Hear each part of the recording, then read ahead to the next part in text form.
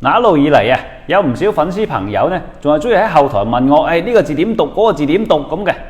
咁所以今期呢，我就專門做一期答粉絲問嘅視頻嚇，將大家啲問題呢統一做個答覆，咁啊順便呢係俾多啲朋友睇到嚇。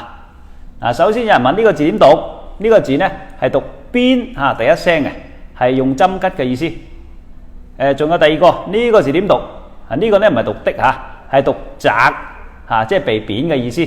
譬如話李白啊，被稱為澤仙人，咁即係仙人被貶下凡嘅意思啦。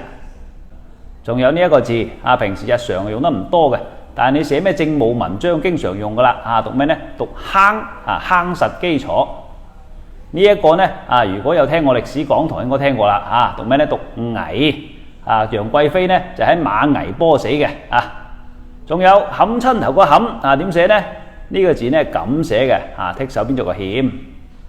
普通話藤片，粵語點講啊？粵語呢應該叫做盤撇啊，咁寫嘅呢個盤呢個撇啊。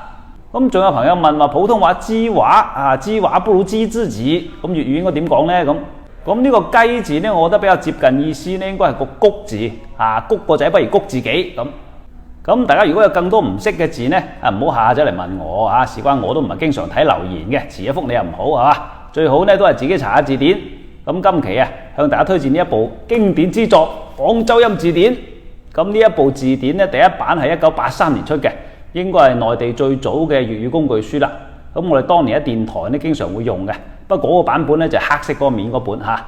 咁最近出咗呢個新版本，呢個新版本呢就唔單止啲字大隻咗，而且呢就特別增加收錄咗300幾個粵語特色字，咁方便使用粵語同埋學習粵語嘅朋友都嚟查閲嘅。實在係非常之好用嘅權威工具書，我歡迎各位呢點擊下方嘅鏈接買本翻嚟，隨時查一查，就唔使下下留言問聰哥啦噃。